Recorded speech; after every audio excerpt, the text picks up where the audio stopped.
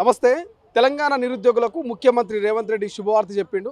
ఉద్యోగ నోటిఫికేషన్ ఉండబోతా ఉంది. ఇక నిరంతర ప్రక్రియ ఇది కంటిన్యూ అవుతుందంటూ కూడా కొన్ని డిపార్ట్మెంట్లో ఉద్యోగాలకు సంబంధించి ఇవాళ ఒక తీపి కబురు చెప్పిండు. రెండు మాట్లాడే ప్రయత్నం చేద్దాం. తాజా రాజకీయాలతో పాటు ముఖ్యమంత్రి ప్రకటన మీద ప్రస్తుతం మనతో పాటు ఓయూకి సంబంధించినటువంటి పూర్వ విద్యార్థి and TPCC general secretary Chenagani Dayakar ప్రస్తుతం మనతో పాటున్నారు. సో దయాకర్ గారు, అనేక మార్లు నిరుద్యోగుల నుంచి మీకు చాలా ప్రశ్నలు ఎదురైనాయి. ఉద్యోగ నోటిఫికేషన్లు ఎక్కడ పోయినాయి, మీరు ఇచ్చిన హామీలు ఏమైందంటూ అనేక మార్లు మిమ్మల్ని ప్రశ్నించారు. సో ఏం చెప్తారు ఇవాళ ఉద్యోగ నోటిఫికేషన్ల మీద? ఇది పండుగ రోజు, తెలంగాణ రాష్ట్ర అవతరణ దినోత్సవం రోజు మన ముఖ్యమంత్రి రేవంత్ రెడ్డి గారు తెలంగాణ యువత భవిష్యత్తు కోసం, యువతకు విద్యా ఉపాధి అవకాశాల కోసం ప్రభుత్వాల భర్తీ అనేది ప్రకటించడం అనేది నిరుద్యోగులకు స్వాగతించాల్సిన అవసరం ఉంది అని కూడా ఈ సందర్భంగా కోరుతూ ముఖ్యమంత్రి గారికి ప్రత్యేకంగా ధన్యవాదాలు. గతంలో ఇవాళ 30 నెలల ప్రజాపాలనలోనే ఏడాదిలోనే 60,000 ఉద్యోగాలు భర్తీ చేసి ప్రతి 3 నెలలకు ఒకసారి ఇక్కడ నుండి ఉద్యోగాల భర్తీ ఉంటుంది. ప్రతి పరీక్షకు కూడా గ్యాప్ ఉండే విధంగా ప్రభుత్వం చర్యలు తీసుకుంటా ఉంది. ఇప్పుడు ప్రకటించిన దాంట్లో ప్రధానంగా ఫారెస్ట్ బీట్ ఆఫీసర్లతో పాటు డైట్ లెక్చరర్లు కావచ్చు, అదేవిధంగా డిప్యూటీ డీఓలో ఉన్నటువంటి పోస్టులు, ఇట్లా ఉన్నటువంటి పోస్టుల భర్తీతో పాటు ఇంకా ఖాళీల వివరాలను కూడా తెప్పించుకొని 3 నెలలకు ఒకసారి భర్తీ చేసే విధంగా ప్రభుత్వం చర్యలు తీసుకుంటా ఉంది.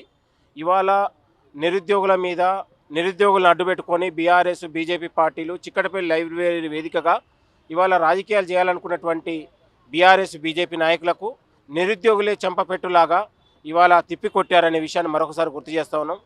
ప్రజాపాలన ద్వారానే, మన ముఖ్యమంత్రి రేవంత్ రెడ్డి గారి ద్వారానే తెలంగాణలో ప్రభుత్వ ఉద్యోగాలు సాధ్యమని మేము నిరూపించగలిగినాం. ఎందుకు నిరూపించగలిగినాం అంటే ఇవాళ ప్రజాపాలన వచ్చిన తర్వాత ఎలాంటి అక్రమాలు లేకుండా, అవినీతి లేకుండా పారదర్శకమైన ఉద్యోగాలు భర్తీ చేస్తూ ఇవాళ కోర్టు కేసులు లేకుండా కూడా నిరుద్యోగులు ఎక్కడ కూడా భయాందోళన లేకుండా పరీక్షలు ఇవాళ మనం అమలు చేయగలిగినాం.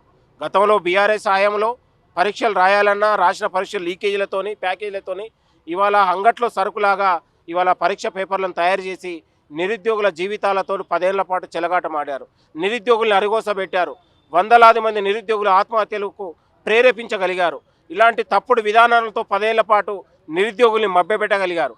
కాబట్టి అలాంటి అవకాశాలు లేకుండా కాంగ్రెస్ పార్టీ నిరుద్యోగుల జీవితాలను దగ్గరగా ఉండి చూసి 10 ఏళ్ల పాటు వాళ్ళ హక్కుల కోసం, ఆకాంక్షల కోసం వాళ్ళ ఎజెండాగా మేము పోరాటం చేసినటువంటి సందర్భంలో కాంగ్రెస్ ప్రజాపాలన వచ్చిన తర్వాత, మన ముఖ్యమంత్రి రేవంత్ రెడ్డి గారు వచ్చిన తర్వాత ఎక్కడ కూడా అవకతవకలు లేకుండా నిజాయితీగా ఇవాళ పారదర్శకంగా పరీక్షలు పెట్టి వాళ్ళ జీవితాలకు ఒక విశ్వాసం కల్పించనే లక్ష్యంతో ఈ ప్రభుత్వం ముందుకెళ్తా ఉంది. ప్రధానంగా డిఎస్సి కావచ్చు, పోలీస్ రిక్రూట్మెంట్ కావచ్చు, వీటి గురించి చర్చ జరుగుతుంది. అవైతే భారీ జంబో ప్యాకేజ్ టైప్లో ఉండేటివి. ఈ ఉద్యోగాలు ఎన్నుండే అవకాశం ఉందని ఒక చర్చ జరుగుతూ ఉంది.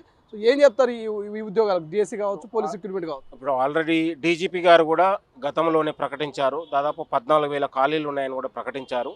పోలీస్ రిక్రూట్మెంట్ బోర్డు ప్రకటిస్తూ ఉంది. దాని విధానాలు కూడా ప్రకటిస్తూ ఉంది. మేము ఎక్కడ కూడా నిరుద్యోగులకు ఇవాళ పక్షపాతిగా నిరుద్యోగుల జీవితాల్లో వెలుగులు నింపాలనే సంకల్పంతో ఈ ప్రభుత్వం పనిచేస్తూ ఉంది. ప్రతి ఖాళీలను ఇవాళ నిజాయితీతోని పారదర్శకాలుగా కోర్టు కేసులు, ఇవాళ గతంలో కోర్టు చిక్కుముళ్లతోని ఇవాళ పారదర్శక లేని నోటిఫికేషన్లు ఇచ్చి ఇవాళ నిరుద్యోగుల్ని భయపెట్టించి జీవితం అంతా కోట్ల చుట్టూ తిరిగే విధంగా ఇవాళ ప్రయత్నం చేశారు గతంలో. కానీ అలాంటి అవకాశాలు లేకుండా, ఇచ్చే నోటిఫికేషన్లు కూడా ఎలాంటి చిక్కుముళ్ళు లేకుండా మేము ఇవ్వాలనేది ఆలోచన చేస్తూ ఉన్నాం. తెలంగాణలో యువతకు భవిష్యత్తు ఇవ్వాలని, వాళ్ళకు బతుకు ఇవ్వాలని ఇవాళ విద్యా ఉపాధి లక్ష్యంగా ఈ ప్రభుత్వం పనిచేస్తూ ఉంది. ప్రైవేటు రంగంలోతో పాటు ప్రభుత్వ రంగంలో రెండు ఒకే ఎజెండాతోని నిరుద్యోగులకు డిగ్రీ స్థాయి నుంచే ఉద్యోగాలు కల్పించాలనేది, ఒకవైపు స్కిల్ యూనివర్సిటీ పెట్టి ఒకవైపు స్కిల్ నైపుణ్యాన్ని పెంచే విధంగా ముఖ్యమంత్రి గారు ఆలోచన చేస్తూ ఉన్నారు. ఒకవైపు ప్రభుత్వ రంగంలో, ప్రైవేట్ రంగంలో ఇవాళ ఉద్యోగాల భర్తీ జరిగితే తెలంగాణలో ఒక మెజార్టీగా నిరుద్యోగ నిర్మూలన చేయాలి, ఇక్కడ ప్రతి బిడ్డకు డిగ్రీ స్థాయి నుంచే ఉద్యోగం లభించాలనే సంకల్పంతో మన ముఖ్యమంత్రి గారు ఆలోచిస్తూ ఉన్నారు. ఇవాళ తెలంగాణ యువత అందరూ కూడా స్వాగతించాల్సిన అంశం. దయచేసి బీఆర్ఎస్ బీజేపీ చిల్లర కుట్రలకు కానీ తప్పుడు ప్రచారాలకు కూడా తెలంగాణ యువత లోను కావద్దు. మీకోసం, మీ భద్రత కోసం, మీ భవిష్యత్తు కోసం మన ముఖ్యమంత్రి గారు పాటుపడతా ఉన్నారు.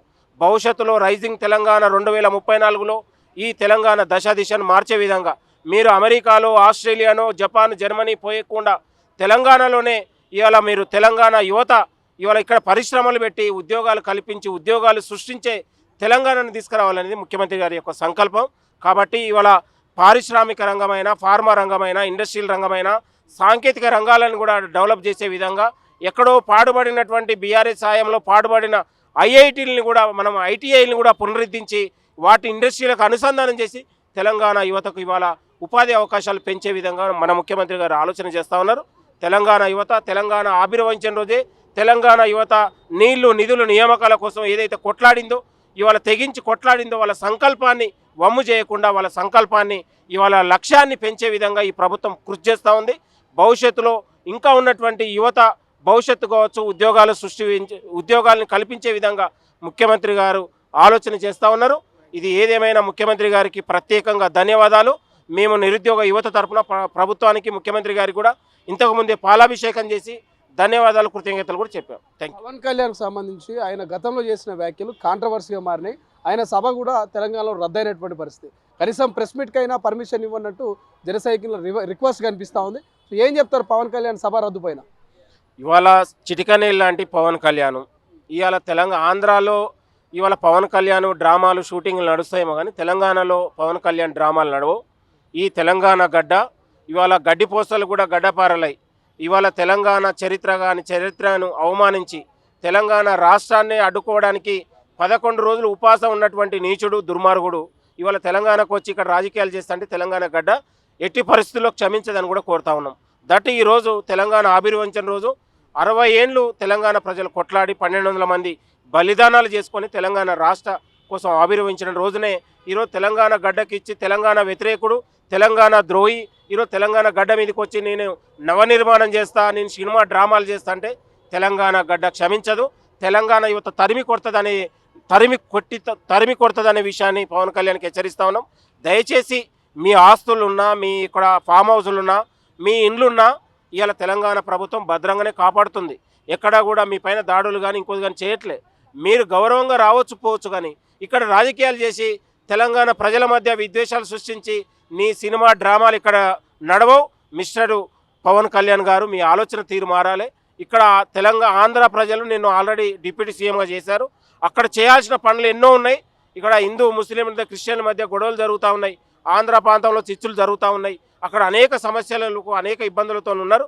నీ యొక్క ఆలోచన ఉంటే అక్కడ ఇంప్లిమెంట్ చేయాలి తప్ప తెలంగాణ గడ్డకు కానీ తెలంగాణ చరిత్రకు కానీ పవన్ కళ్యాణ్కి ఎలాంటి సంబంధం లేదు. ఇక్కడ మేధావులు కానీ ఇక్కడ ఉద్యమకారులు కానీ ఎవరిని కూడా కించపరచకు. ఇక్కడ తెలంగాణ 3 పువ్వులు 6 కాయల్లాగా పచ్చని తెలంగాణలో ప్రజాపాలనలో ప్రజలందరూ కూడా సంతోషంగా ఉన్నారు. నిరుద్యోగులు రైతులు మహిళలందరూ కూడా ప్రజాపాలనలో మన ముఖ్యమంత్రి రేవంత్ రెడ్డి గారి పాలనలో తెలంగాణ రాష్ట్ర ఉద్యమకారులు రాష్ట్రం కోసం కొట్లాడిన ఉద్యమకారుల ఆకాంక్షలు కావచ్చు కవులు కళాకారుల గాయకుల వాళ్ళ యొక్క లక్ష్యాన్ని చేరే విధంగా మన ముఖ్యమంత్రి గారు కృషి చేస్తూ ఉన్నారు. గద్దర్ లాంటి యోధుల్ని ఇవాళ ఈ ప్రభుత్వం కీర్తించింది. నంది అవార్డు తీసేసి గద్దర్ అవార్డులు పెట్టుకొని మేము ఇవాళ ప్రతిష్ఠించుకున్నటువంటి సందర్భాలు. దయచేసి పచ్చని తెలంగాణలో చిచ్చులు పెట్టి తెలంగాణ వ్యతిరేకుడా తెలంగాణను వ్యతిరేకించినోడు తెలంగాణ చరిత్రను అవమానించినటువంటి పవన్ కళ్యాణ్ దయచేసి ఇక్కడ తెలంగాణ గడ్డకు రావద్దు. తెలంగాణకు వచ్చి ఇక్కడ చిచ్చులు పెట్టి సమావేశాలు పెట్టొద్దని కూడా పవన్ కళ్యాణ్ గారికి తోబలుకుతా ఉన్నాను. Thank you so much. ఇది మొత్తం మీద నిరుద్యోగ పక్షపాతి నిరుద్యోగులకు అండగా ఉండే వ్యక్తి ముఖ్యమంత్రి రేవంత్ రెడ్డి. భవిష్యత్తులో నిరంతరాయంగా ఉద్యోగ నోటిఫికేషన్లు వస్తాయంటూ చెనగాని చెప్తూనే పవన్ కళ్యాణ్ క్షమాపణ చెప్పాలి. ఇక్కడ రెచ్చగొట్టే వ్యాఖ్యలు ఇక్కడ ప్రాంతీయ భేదాలను మీరు కల్పించే విధంగా సభలు పెడతా అంటే చూస్తూ ఊరుకోమంటూ తరిమి కొడతామంటూ కూడా ఒక ఘాటైనటువంటి హెచ్చరికను చెనగాని దయాకర్ జారీ చేస్తున్నటువంటి పరిస్థితి. కెమెరా పర్సన్ అజయ్తో శ్రీశైలం తొలి వెలుగు హైదరాబాద్.